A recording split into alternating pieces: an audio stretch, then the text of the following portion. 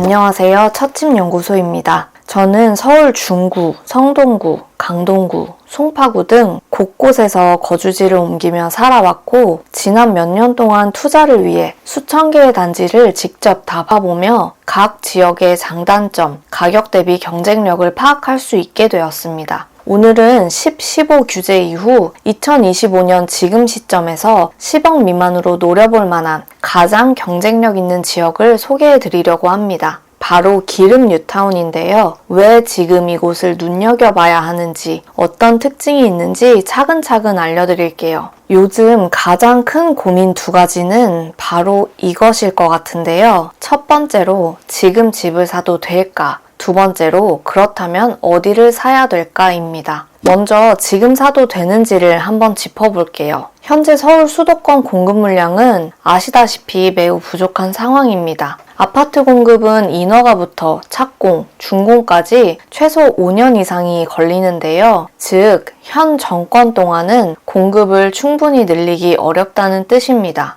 또 토지거래 허가제의 부작용이 앞으로 본격화될 가능성이 큰데요. 갭투자가 원천 차단되기 때문에 새낀 매물이 사라지게 됐고요. 투자 목적으로 보유한 집도 세입자를 내보내야만 매도할 수 있어 임대 물량 역시 감소할 가능성이 큽니다. 이로써 매매, 임대 모두 수급이 불안정해질 수 있는 상황입니다. 현실적으로는 암울하지만 내 집 마련을 고민할 수 있는 상황이라면 그 자체로 참 감사한 상황이라는 생각이 듭니다. 특히 실거주 목적이라면 이번 규제를 오히려 기회로 활용할 수 있습니다. 외지인 갭 투자가 어려워져 이전보다 확실히 경쟁이 줄었기 때문입니다. 그래서 저는 가능하면 규제 지역 중에서 가능한 곳부터 보시길 추천드립니다. 허들이 있는 지역일수록 이미 검증된 곳이며 가격 방어력도 강합니다. 그 중에서도 여전히 10억 미만으로 진입이 가능한 기름 뉴타운을 추천해드리고 싶습니다. 먼저 성북구의 위치부터 살펴볼게요. 성북구는 서울 동부권에 위치하고 있으며 성동, 동대문, 중구와 종로 사이에 위치하고 있습니다. 강북의 특징은 대체로 산이 많아 평지 지형이 적다는 점인데요. 그래서 강북에서는 평지에 위치한 신축 아파트가 프리미엄을 갖습니다. 또 강남에 비해 정비가 덜 된 지역이 매우 광범위하기 때문에 조금 더 단정한 이런 뉴타운에 대한 수요가 높은 편입니다.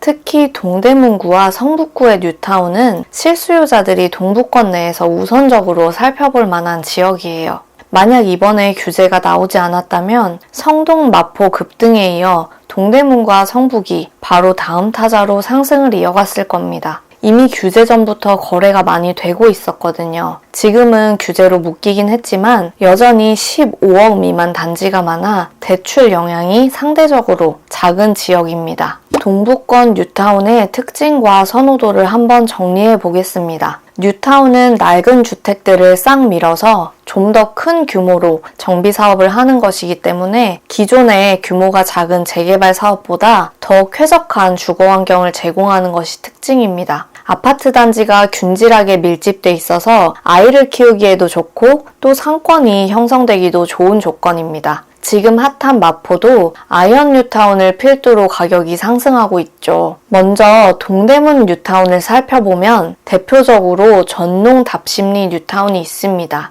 약 14,000세대 2013년부터 입주를 시작했고 지금은 거의 완성된 상태입니다. 대표 단지는 2013년식 레미안 크레시티입니다. 현재 매매가는 5구 타입이 15억 3천, 84 타입이 16억 5천에 나와 있습니다. 답심리 뉴타운은 조금 더 성동구와 인접해 있고 강남 접근성이 이 중에서는 가장 좋은 편이기 때문에 위치적인 장점이 있는 곳입니다. 성동구의 집값이 부담이 될 때 대안으로 볼 수 있는 곳이에요. 확정 노선인 GTX B, C까지 완성되면 업무지구 접근성이 획기적으로 개선되기 때문에 미래 가치도 있는 곳입니다. 성북구에 비해서는 이런 물리적인 위치와 교통에서 동대문이 좀 더 우위에 있다고 볼 수 있습니다. 하지만 이런 답심리 뉴타운도 최근에는 이문휘경의 인기에 조금 밀리고 있는데요. 이문휘경이 위치는 조금 더 북쪽이기 때문에 업무지구에 대한 접근성은 떨어지지만 최근에 대규모로 신축이 들어오면서 주목을 더 받고 있습니다. 이문 아이파크자이가 최근 16억 6,500만 원까지 거래가 됐거든요. 크레시티와 비슷하거나 조금 높은 가격으로 거래가 됐습니다. 가보면 대학가라서 상권도 적당히 발달해 있고 조용하기도 해서 좋습니다. 단지 규모가 워낙 큰 데다 동시에 입주를 했기 때문에 이런 상승기에서는 더 파워풀하게 시세가 나오고 있는 것 같아요.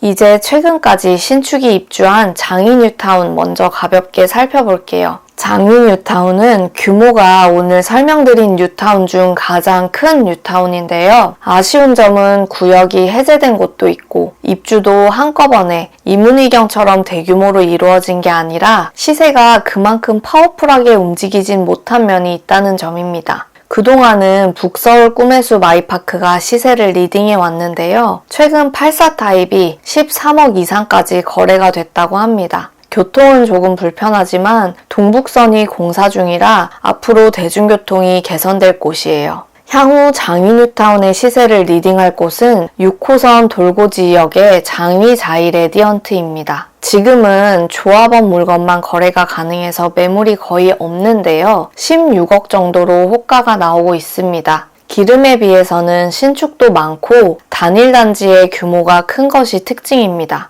하지만 상권이 안정적으로 갖춰지기 위해서는 시간이 좀 더 필요할 것 같습니다. 6호선이 업무직으로 바로 들어가지 않는 부분은 다소 아쉽습니다. 자, 이제 오늘의 주인공 기름 뉴타운을 한번 살펴볼게요. 기름 뉴타운은 2003년에 계획을 발표했고 2012년까지 공사가 계속됐습니다. 가장 처음 입주한 곳이 기름 1구역, 기름 레미안 1단지입니다. 가장 마지막에 입주한 곳은 미아사거리역 인근의 레미안 기름 센터피스와 롯데캐슬 클라시아 아파트입니다. 4호선 미아역과 현대백화점 인프라를 동시에 누릴 수 있는 곳이에요. 또 유명한 사립초등학교인 영훈초등학교가 바로 앞에 있지만 여기는 지원 후 붙어야 갈 수 있는 곳이기 때문에 일반 초등학교의 경우 조금 먼 곳까지 걸어가야 해서 다소 아쉬운 점이 있습니다. 그리고 이 삼양로를 건너면 연식이 좀 더 오래된 단지들이 나오는데요. 역에서 가장 가까운 기름 뉴타운 6단지 레미안 아파트, 그리고 상권이 비교적 가깝고 평지에 위치해 있으면서 연식도 좋은 레미안 8단지가 시세를 리딩합니다. 레미안 1단지는 위치는 좋은데 2003년식이라 주차도 조금은 불편하고 수리도 좀 더 필요합니다. 엘리베이터가 연결되지 않은 동도 있기 때문에 그런 부분에서도 가격 차이가 나는 편이에요. 9단지는 위치도 좋고 연식도 좋은데 초등학교를 조금 멀리 가야 하는 부분이 아쉽고요. 5구 타입 같은 경우 앞동에 배치돼 있는데 이 내부 순환로 때문에 저층인 경우는 시야가 좀 막히고 분진과 소음 이슈가 있습니다. 이제 이 위쪽으로 갈수록 경사진 곳에 위치해 있다고 생각하시면 되는데요. 그래도 4단지 앞쪽은 경사가 덜하고 미아사거리역까지 가기에도 나쁘지가 않기 때문에 선호도가 있는 편입니다. 2, 4단지는 위치는 아쉬운데 장점은 기름초, 기름중학교 배정이 된다는 점이에요. 기름중학교가 특목고 진학률이 높은 학교이기 때문에 학부모들 사이에서는 선호도가 높거든요. 장점과 단점이 확실한 아파트입니다. 이 기름로를 중심으로 주변에 상권이 쫙 위치해 있는데요. 이제 10년 차를 훌쩍 넘긴 뉴타운이다 보니 생활 인프라, 학원 등은 무척 잘 갖춰져 있습니다. 편리하게 생활 편의와 학군 등을 누릴 수 있기 때문에 강북권에 직장을 가지신 분들에게는 정말 매력적인 곳이 아닐까 생각됩니다. 미래 가치가 또 부동산에서는 무척 중요한 부분이죠. 기름 뉴타운에 예정된 호재는 경전철인 동북선이 있습니다. 상계역에서 왕십리역까지 연결이 되는 노선이고요. 현재 공사 중입니다. 2027년에 개통이 예정돼 있습니다. 우이신설선과 비슷한 역할을 한다고 보시면 되는데요. 메인 지하철역까지 꽂아주는 역할을 하는 것이 바로 경전철입니다. 이 미아사거리역부터 왕십리역까지 이어지기 때문에 수인분당선과 5호선을 이용하실 분들에게는 의미가 있겠습니다. 강남 접근성이 조금 더 좋아지겠죠. 이미 4호선을 이용해 동대문 역사문화공원역에서 2호선으로 갈아탈 수 있기 때문에 2호선을 이용하기 위해 경전철을 이용하실 분은 그렇게 많진 않을 것 같아요. 오히려 교통 불모지인 월곡 쪽이나 장위에 조금 더 의미가 있는 호재라고 생각이 듭니다. 이제 시세를 살펴볼 건데요. 11월 1일 기준에 시세를 가지고 와봤습니다. 제가 매물 개수도 같이 살펴보시라고 이렇게 괄호 안에 넣어놨어요. 촬영 시점이 시세를 체킹하고 며칠 뒤라서 변동은 약간 있을 수 있습니다. 나중에 이 매물수가 어떻게 되는지 트래킹 한번 해보시죠. 제가 시세 조사를 하면서 느낀 점은 매물이 정말 없다는 점인데요. 특히 상대적으로 저렴한 20평대 매물이 너무 없어서 조금 좌절스러웠습니다. 부동산에 문의를 해보니까 토어제 지정 전에 매물이 우수수 다 나갔다고 하더라고요. 당시 비교적 소액으로 서울 갭투자가 가능하다 보니 갭투자 손님과 실거주 손님이 그나마 저렴한 10억 이하의 물건들을 다 매수해 갔다고 들었습니다. 앞으로 갭투자가 어려워지다 보니 호가를 몇천 높이는 매물까지도 다 받아들여지며 거래가 되었다고 하네요. 지금은 실거주 손님이 간간히 방문 중이라고 하고요. 확실히 규제 전보다는 손님도 뜸한 상태라고 합니다. 5구 타입 시세부터 먼저 살펴볼게요. 이 아래의 파란색은 직전 고가 거래입니다. 위치와 연식 대장인 기름 센터피스가 12억 5천에 나와 있고요.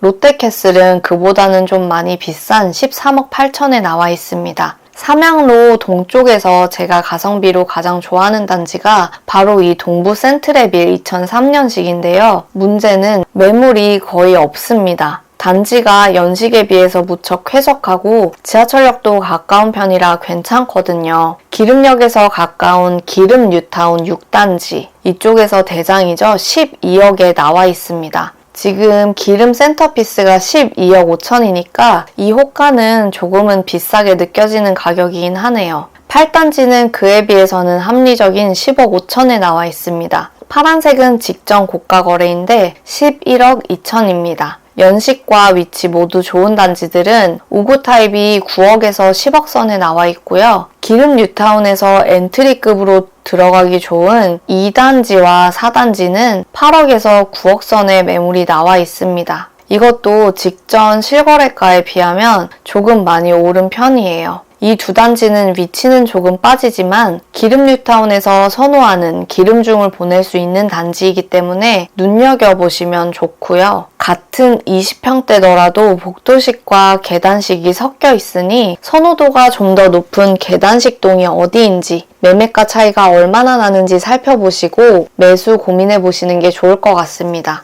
또 11단지가 있는데요. 여기는 연식이 좋지만 조금 언덕이고 입구도 좀 뒤쪽에 위치해 있어서 단절된 느낌이 드는 편이에요. 매물이 다른 단지에 비해서는 조금 있기 때문에 가격을 협상해 볼 수 있다면 실거주로 나쁘지 않은 대안일 것 같습니다. 기름 레미안 1단지는 앞에서 말씀드렸듯 2003년식 처음 들어온 단지이기 때문에 거주에 조금 불편한 부분이 있는 건 사실이지만 교통이나 상권을 이용하기는 굉장히 좋은 위치거든요. 매도를 원할 때 이런 역세권 단지들은 매도가 원활한 편이기 때문에 이쪽도 잘 살펴보시면 좋겠습니다. 아마 매물 상태에 따라서 수리비가 조금 더 추가될 수 있을 것 같아요. 다음으로 84 타입도 살펴보겠습니다. 30평대가 20평대에 비해서는 그래도 매물이 좀 더 있는 편이에요. 센터피스와 롯데캐슬은 15억 이상, 16억대의 호가가 나오고 있고요. 역에서 가깝고 선호도가 높은 6단지는 12억 5천,